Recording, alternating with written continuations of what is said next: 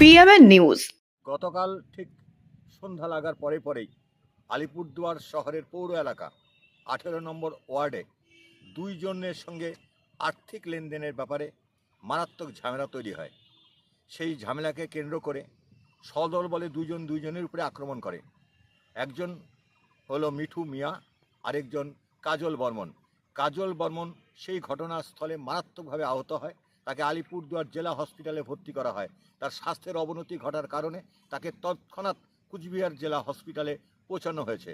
আলিপুরদুয়ারের সেই নির্দিষ্ট জায়গা অর্থাৎ 18 নম্বর ওয়ার্ড এখন পুলিশ পিকেট লাগানো হয়েছে এবং সম্পূর্ণ জায়গা পুলিশ ব্যারিকেড করে রেখেছে।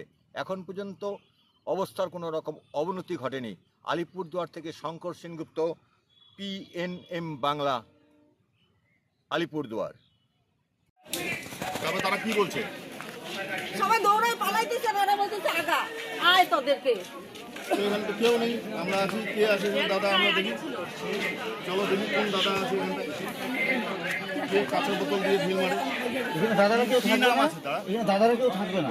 হ্যাঁ, এখানে ঘটনা হলো কি, এখানে নাম কি আছে? কে মারছে? কে যদি আমি জানতাম তো আপনি জানতেন তাহলে তো হইতোই। আপনি আসছেন, আমি আসছি, এখন একটা ঢিল ছুটছে, আপনি দেখতে পারবেন? ওই দেখি আমি আলিপুরদুয়ার।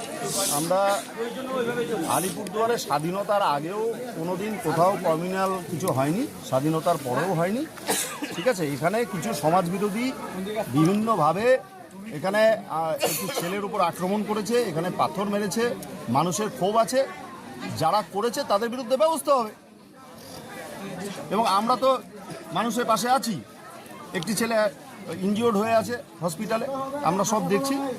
আলিপুরদুয়ার সবসময়, আলিপুরদুয়ারের লোকজন শান্তিপূর্ণ, আমরা চাই শান্তি বজায় থাকুক এবং যারা অন্যায় করেছে সে যেই হোক তাদের বিরুদ্ধে ব্যবস্থা হবে এবং পুলিশ ব্যবস্থা নেবে। এবং আমরা নিজেরাও এসছি, তাই আমরা মানুষের পাশে আছি সবসময় এবং আমরা মানুষের যে সমস্যা সেই সময় থাকবো। এবং আমি প্রতিনিয়ত এই এলাকায় সবসময় থাকি এবং আমি আজকেও সারা রাত থাকবো। যদি কোনো সমস্যা হয়, কোনো বিষয় হয়, দেখবো, কোনো অসুবিধা নেই। অভিযুক্তকে কি গ্রেপ্তার করা হবে? একাধিক অভিযোগ 100% গ্রেপ্তার করা হবে। গ্রেপ্তার কেন করা হবে না? যদি কোথাও কোনো অভিযোগ কারো বিরুদ্ধে থাকে, সে কত বড় হোতা আর কত বড় নেতা।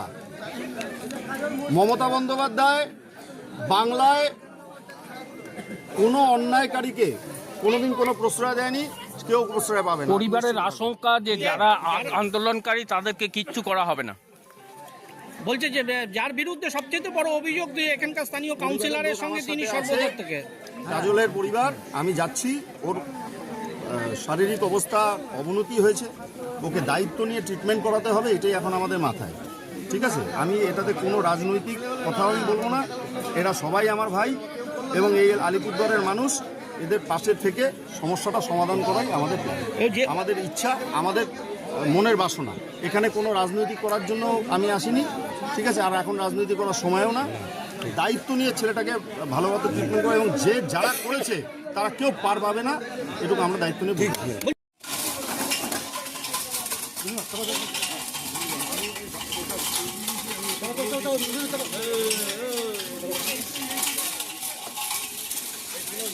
সঙ্গে একজন সিস্টার না কেউ,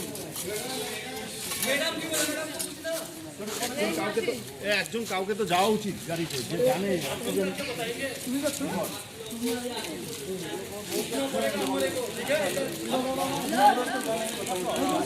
जनहित से जुड़ी खबरों के लिए पीएमएन न्यूज को लाइक करें, शेयर करें और चैनल को सब्सक्राइब जरूर करें।